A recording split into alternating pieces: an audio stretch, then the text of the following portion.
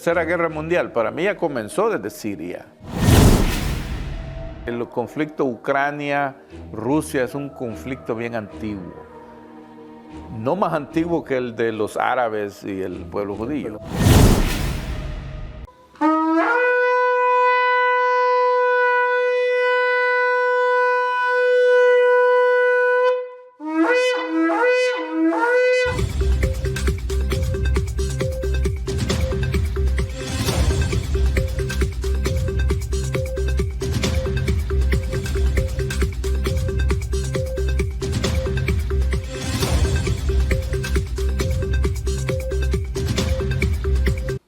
Saludos a todos, bienvenidos a este programa especial del Nuevo Georgia al aire, como siempre trayéndoles a todos ustedes los temas de mayor interés para toda nuestra comunidad.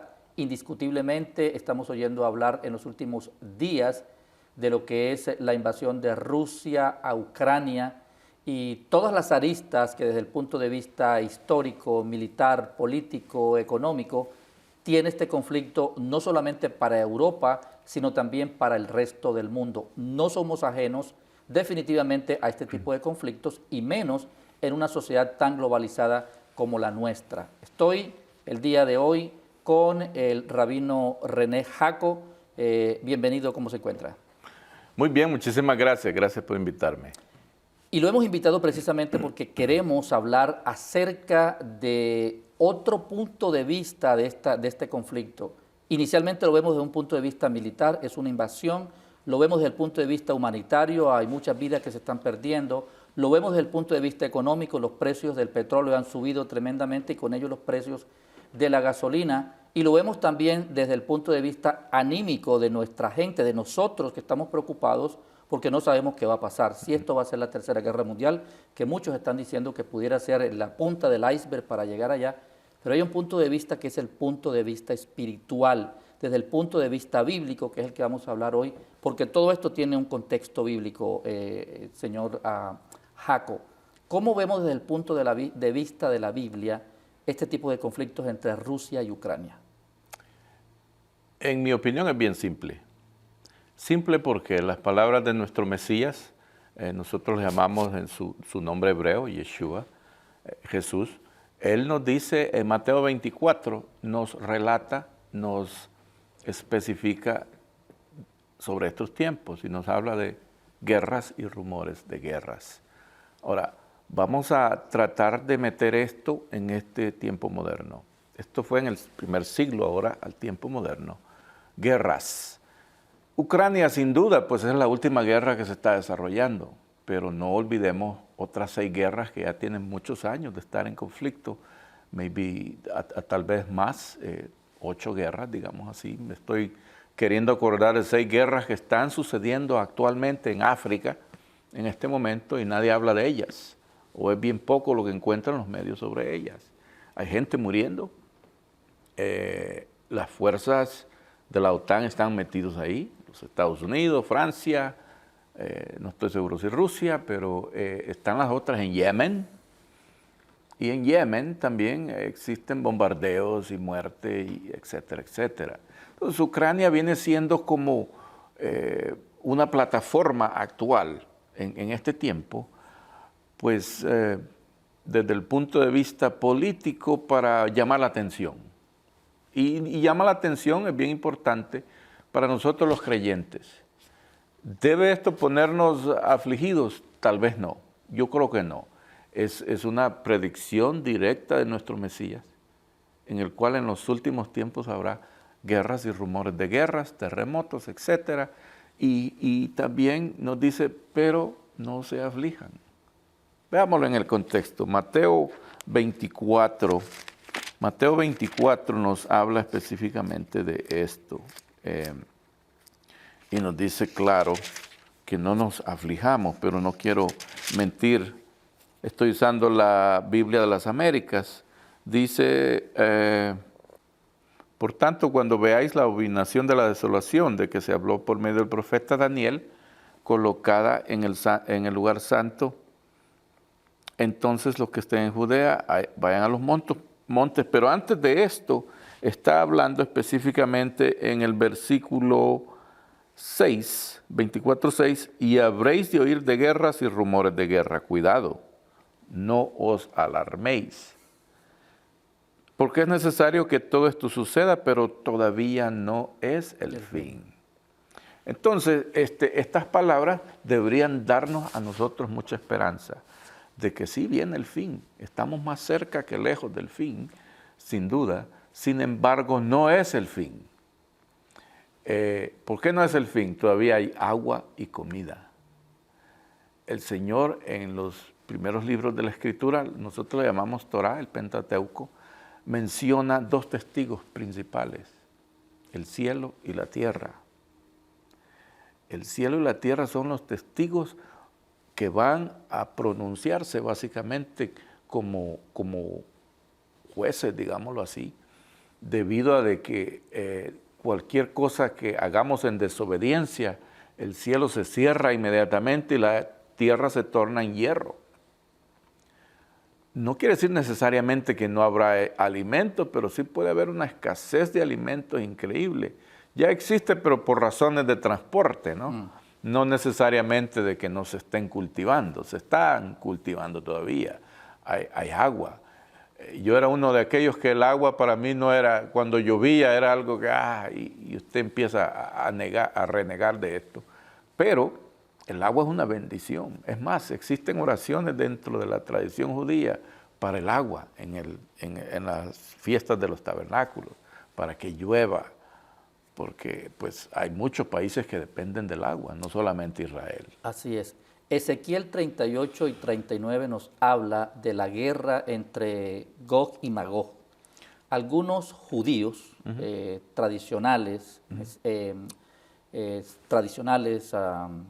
ortodoxos y no ortodoxos también, hacen esta similitud de esta guerra de la que habla Ezequiel con esta guerra que ha empezado ahora, que es, digamos que es esta guerra entre el bien y el mal. ¿Usted cómo lo ve desde ese punto de vista de las profecías? Gog y Magog, cuando hace la gematria en esos nombres, se está refiriendo a un número que es el número que se refiere a las naciones. Gog y Magog no es necesariamente un par de reinos, sino que vamos a hablar, en mi opinión, y esta es mi opinión, de poderes.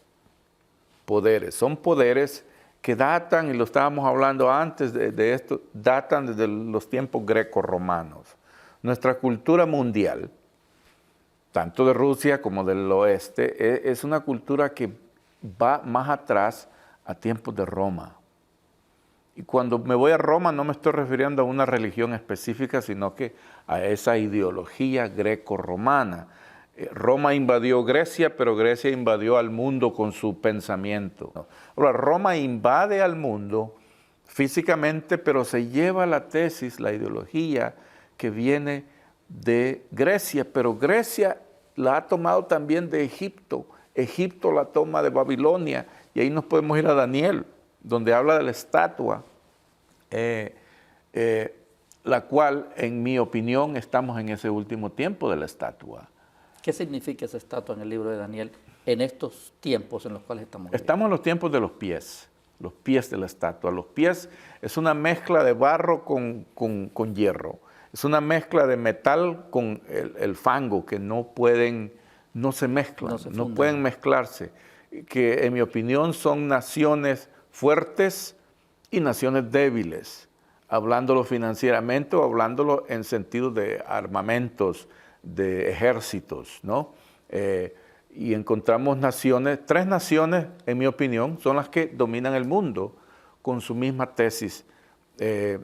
Rusia, Estados Unidos y China, para mí, son las que dominan el mundo en ese sentido de no solo político, sociológico y militar, pero también ideológico. Y económico. Económico, sin duda. Entonces ellos se enfrascan en negocios.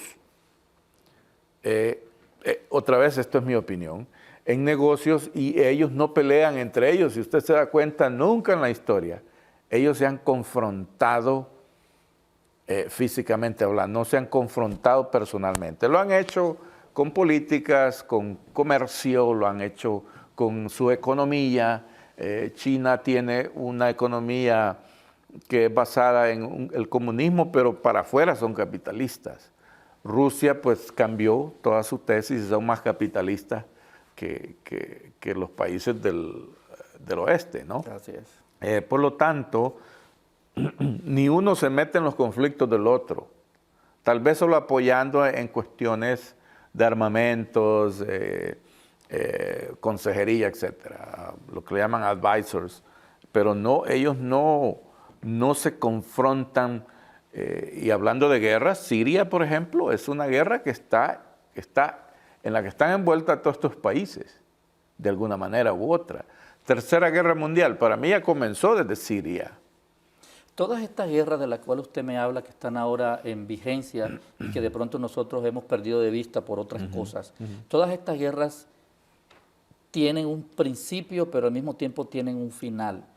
¿Algún día toda esta gente se reunirá, se unirán a quién, de acuerdo a las escrituras, para atacar a quién? Bueno, Israel definitivamente es parte del conflicto precisamente porque es un país en este momento, como cualquier otro país, es un país socialdemocrático con un parlamento como el de el de Inglaterra, y pues desarrollan su política de esa manera, democráticamente. En este conflicto no se ha involucrado tanto. Sin embargo, ha enviado ayuda a los refugiados ucranianos, a toda Ucrania. Israel es el primero que ayuda con hospitales. Ellos montan un hospital donde sea y lo dejan ahí.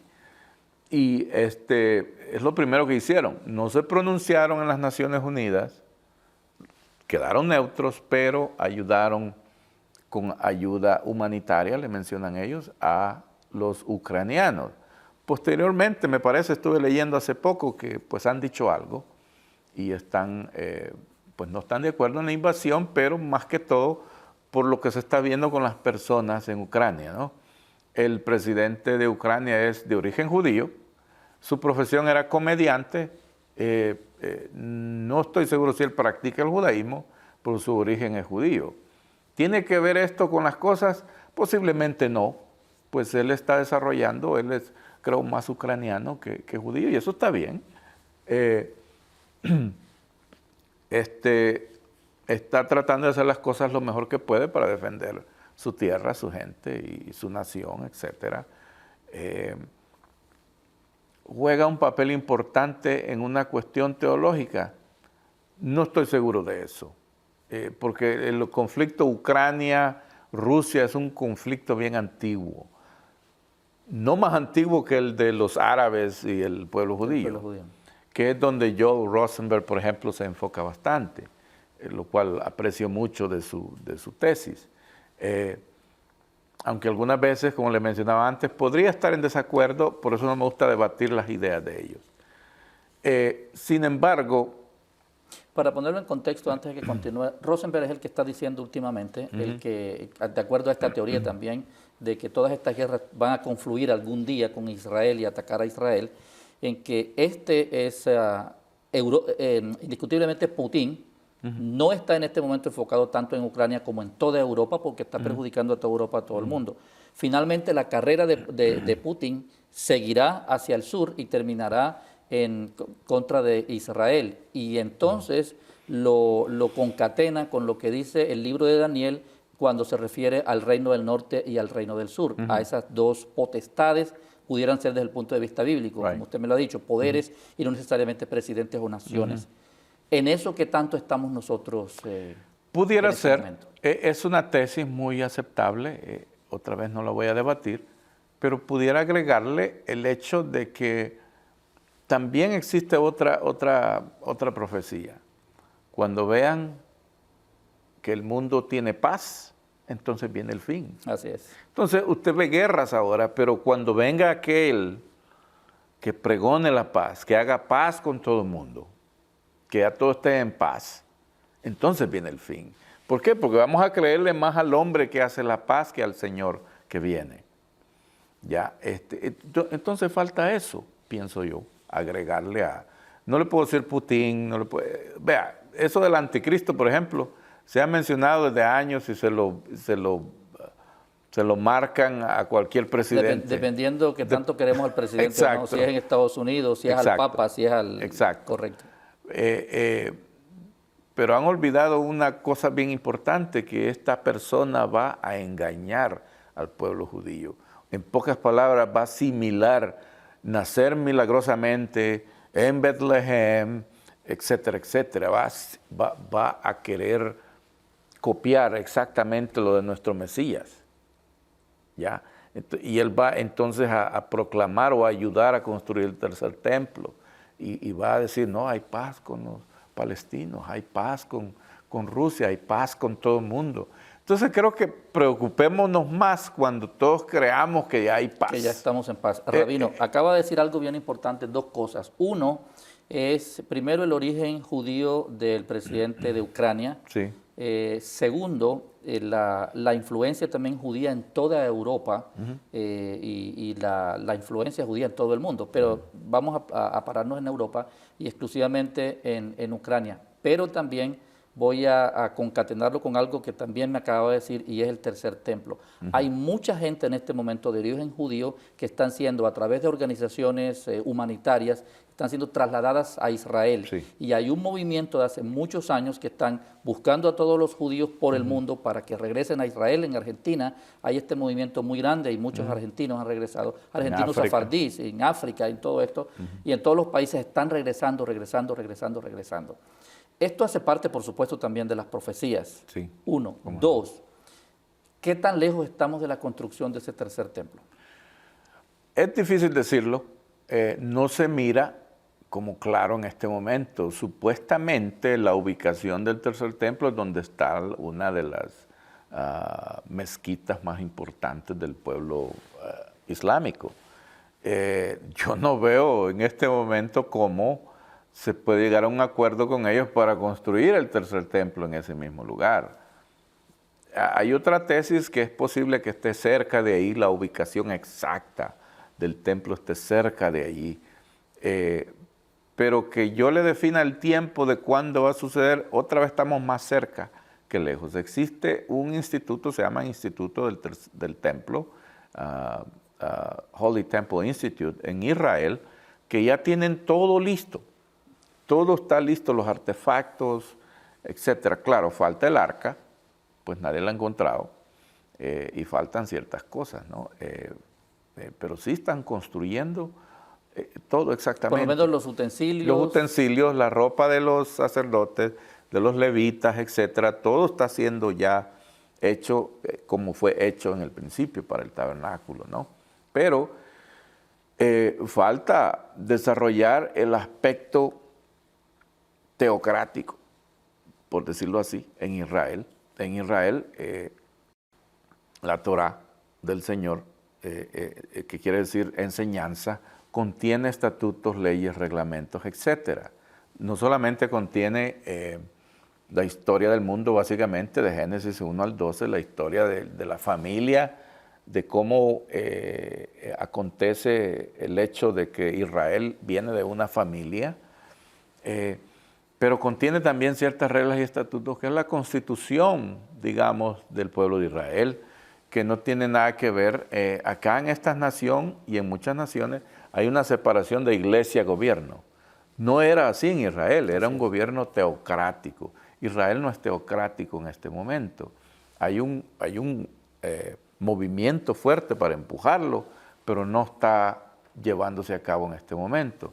Es posible que exista un Sanedrín simbólico en este momento, pero no es necesariamente reconocido por el gobierno de las Naciones Unidas y todo eso. Rabino, entonces, ¿en qué debemos enfocarnos en este momento? ¿Cuál sería el enfoque no solamente del pueblo judío, sino de las naciones, de nosotros, del mundo en general? ¿Cuántos años tiene usted? 55. Ya no los tiene. Tenemos es ahora. ¿Ok? Esos 55 años han pasado. Ya pasaron. Para bien o para mal, ya pasaron. ¿Sí ve? Entonces, lo que importa es hoy. ¿Qué voy a hacer hoy para construir al mundo? Podemos construir al mundo todos nosotros juntos. Podemos hacerlo. Hay una persona hoy, en este momento, que necesita su ayuda, que necesita su mano. que necesita no solamente el aspecto económico, sí hay mucha pobreza, pero hay más pobreza espiritual que material. Hay una persona en este momento que lo necesita a usted. Como le digo a usted, estoy hablando de mí, estoy hablando de todos nosotros. Sí. Y hay cosas, la mejor manera de alabar a Dios es de esa manera. No necesariamente en una congregación. Claro, es lindo alzar las manos, cantar, alabar al Señor, ya sea sábado o domingo, el día que usted vaya, o cualquier día de la semana. Pero hay que hacerlo cuando nadie nos está viendo, cuando nadie nos observa, solamente está entre yo, el Señor y yo, nada más. En ese preciso momento es que debemos enfocarnos en el hoy. Es más, la fuerza que tiene el Evangelio es esa. Yo te digo hoy. Busque la palabra hoy. Hoy es tan fácil encontrarlo en una escritura, en Google. Usted ve la palabra hoy en la escritura y le aparece el hoy de una forma increíble. Hoy es importante porque el futuro no existe y el pasado ya pasó. Entonces yo creo que los creyentes debemos enfocarnos en el hoy. ¿Desde qué punto de vista no existe el futuro? Estamos esperando, hay unas profecías que son para el futuro y por eso se llaman profecías. Entonces, ¿usted por qué me dice que no existe el futuro? No existe, ¿desde qué punto de vista? Por una razón. Puede cambiarse eso.